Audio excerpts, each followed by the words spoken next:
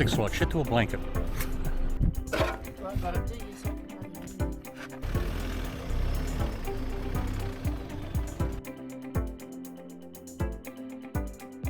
The last thing you need is your car to be swallowed up by the ocean. 1, 2.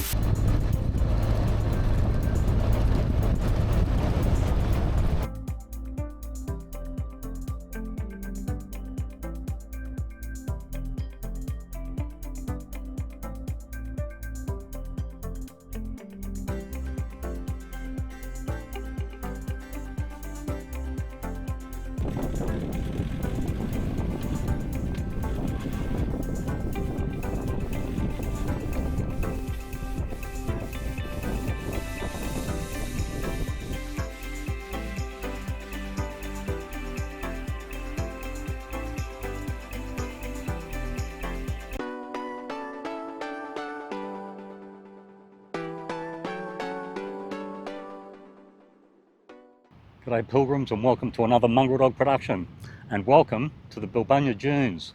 I get to see parts of the Western Australian Coastline that I haven't seen before, along with a small group from the Wanneroo Wanderers 4-wheel drive club. Anyway, grab your gear, let's go. Alright, well the band's all back together. We've got 5 cars in this group. We are meeting a 6th car tomorrow at Norseman. That'll be Chris's daughter Megan in her Jimny. But yeah, in this case 5 cars. We're at Brookton, we're about to leave, and we'll start making our way towards Hyden, and from Hyden it'll be unsealed for the next few days. Bearing all Tidlow areas and is known to frequent mountain bike trail.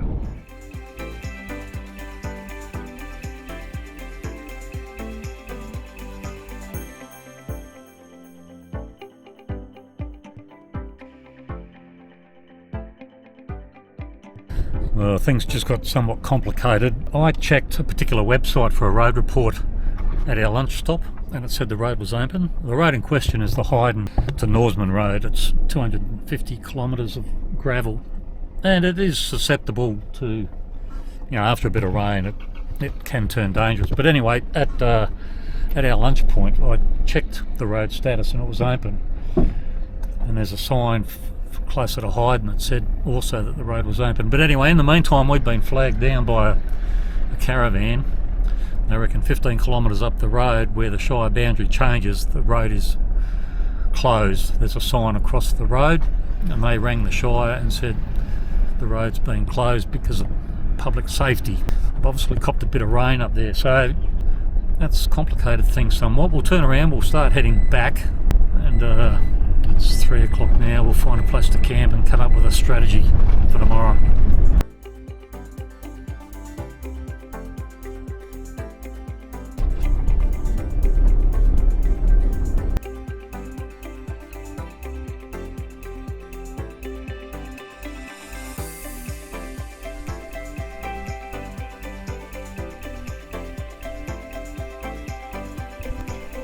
We've waited till 9 AM. Richard's got a Starlink set up, so we've been able to make a couple of phone calls to local shires to find out about road conditions. We're just packing up now. The bottom line is the Hyden and Norseman road is still closed at the Norseman end, so we're going to convert to plan B, which I didn't know we had a plan B until last night, but that is to reverse the route that we were going to take. Instead of going clockwise, we'll go anti-clockwise, and we'll start at the beach end, at the Esperance end. Try and link up with Chris's daughter, Megan. She's in a Suzuki Jimny. She was going to meet us at Norseman, so we've told her to stop where she is at Esperance, and we'll hopefully link up with her later today. So not ideal. I know why the Shires close these roads first sign of any trouble, because they've got to maintain them, but yeah, it's put a bit of a cat amongst the pigeons for us, because I never anticipated this.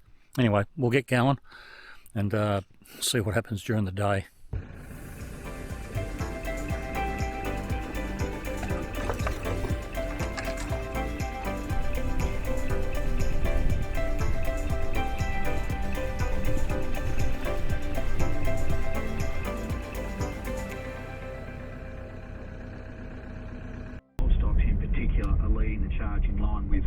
Most other resource stocks. Genus, they're up 8%. Evolution are up 93%. All Ranger services.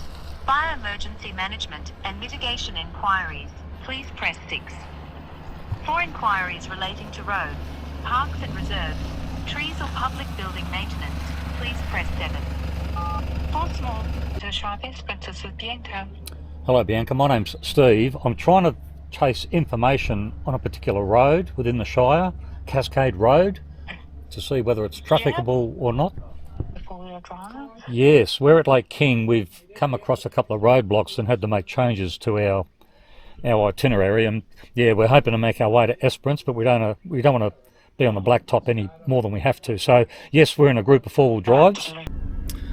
Right, well, we've made some calls to local shires and come up with a plan that the woman I spoke to seems to believe that Cascade Road, which is the one we're taking, will be open. She did ask, of course, if we're in four-wheel drives because it's all unsealed out there. It could be a bit slippery. Anyway, we'll figure it out. Turn left. All of us have taken the precaution of refuelling here because fuel's available, just in case Esperance is currently suffering fuel shortages where they're starting to ration it out. So I think it's wise to refuel at every opportunity with this current fuel crisis going on.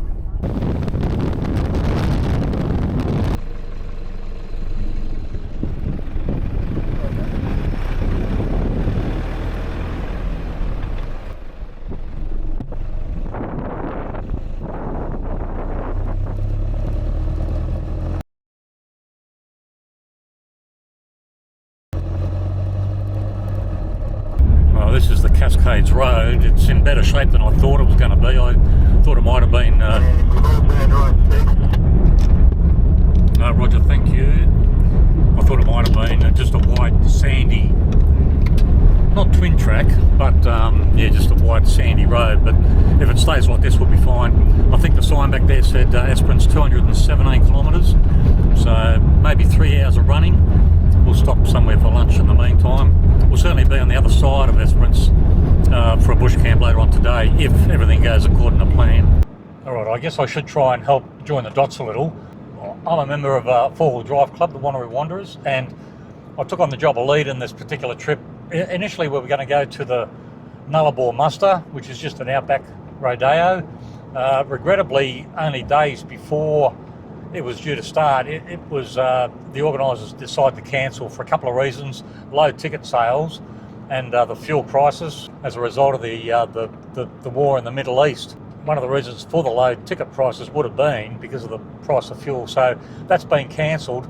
We decided to go ahead with the trip anyway because I wanted to see parts of the WA, the Western Australian Coastline, that I hadn't seen. I've been close a couple of times, but never actually got there, and I thought the only way I'm going to see it is by actually leading the trip myself. So that was the plan. Yesterday everything changed because some roads were closed, so we've decided to continue on, but in an anti-clockwise direction. Once we've linked up with Megan and her Jimny, we'll then find a bush camp pretty much on the coastline, I think, and we'll be, just east of Esperance at that stage. Well, first glimpse of the ocean. Probably get sick of it after a couple of days. We'll see how we go.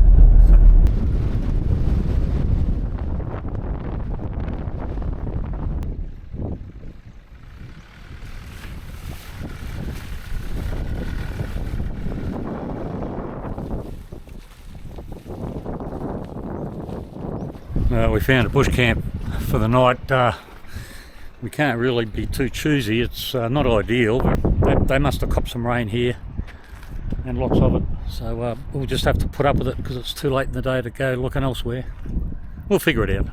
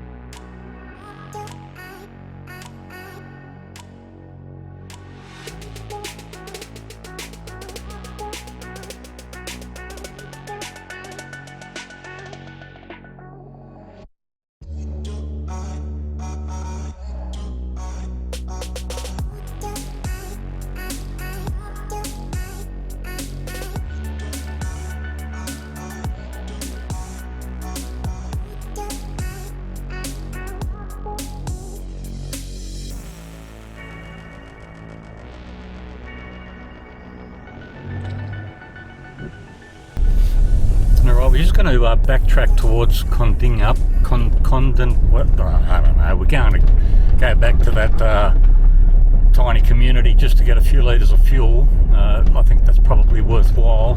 We are slightly off the route we were planning on taking, only because we needed a bush camp. It rained last night quite heavily. That wasn't forecast. A lot of us checked the forecast before we left Esperance and there was no hint of rain, so that was a bit of a bummer. Hopefully that's the end of it for a little while. But anyway, we'll go back to that place, get a few litres of fuel, have a bit of a discussion on what we do next, and then hit the road. What do you make of film insurance?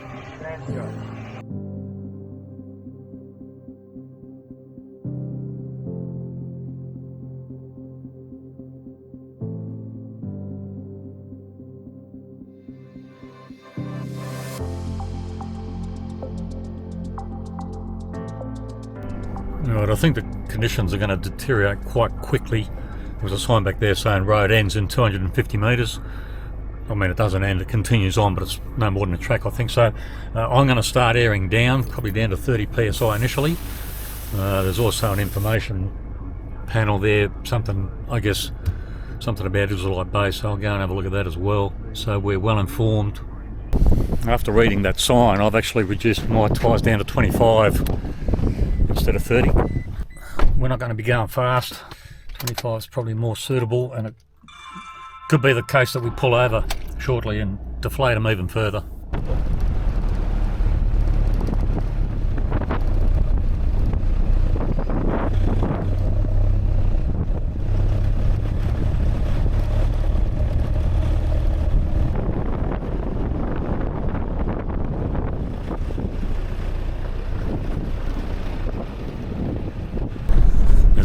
Chicken track that runs along the main track, because the main track is so heavily corrugated, but the chicken track's no better.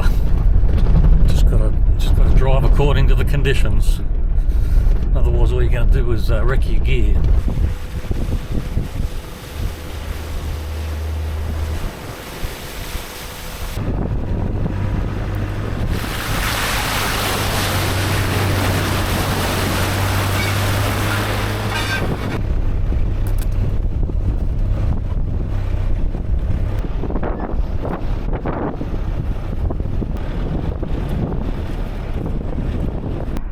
Alright, we've made it to the telegraph station. Or at least Israelite Bay. We'll pull over and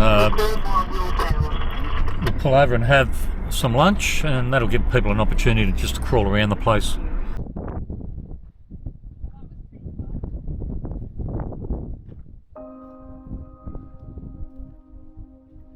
It's in surprisingly good shape considering the environment out here.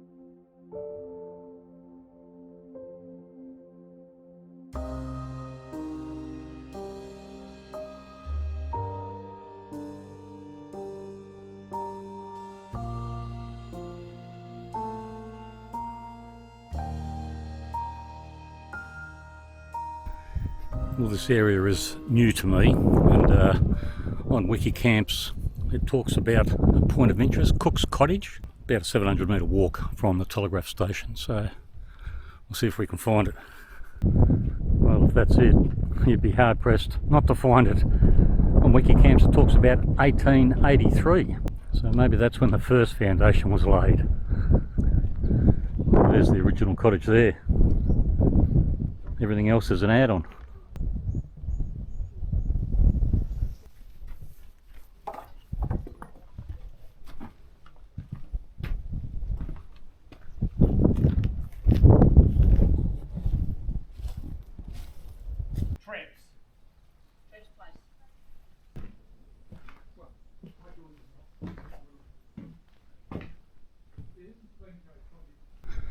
And according to wiki camps, these are the grave sites of a postmaster and a linesman.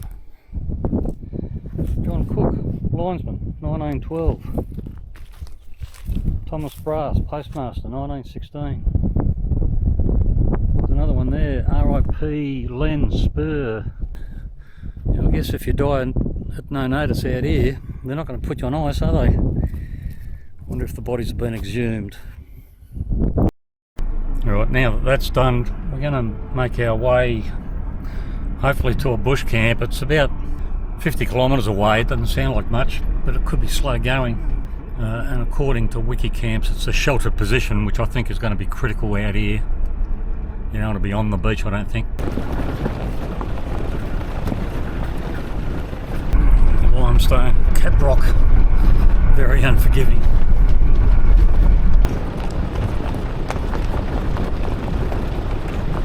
According to some of the maps and the GPS, we're actually on the telegraph track, and there are signs of the original telegraph infrastructure along the track in places.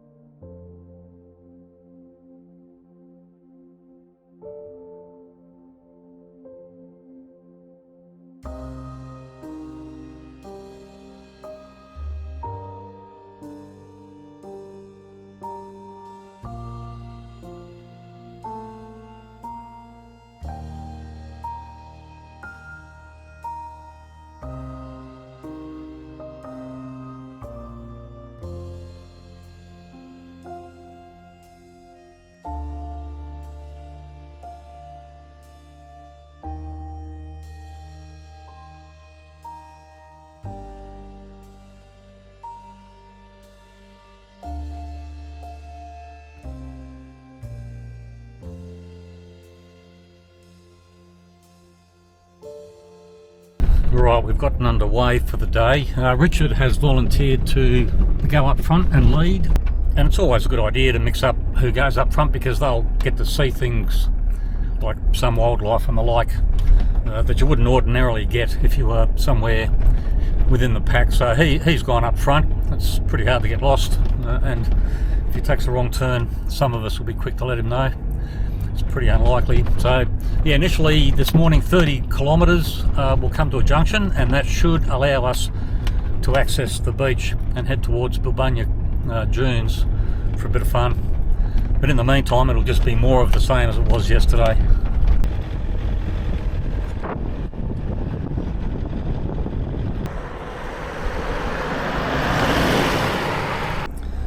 Alright, I think we're going to access the beach very 200 metres you'll arrive.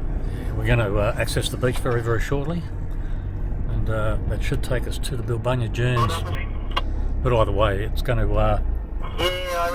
allow us to pick up the pace a little.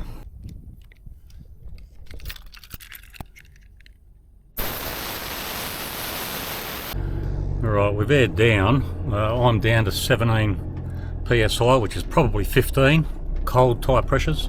Yeah, probably better you go softer rather than... Uh-oh. Megan's stuck already. Yeah, probably better you err on the side of caution and let a bit more air out rather than get stuck.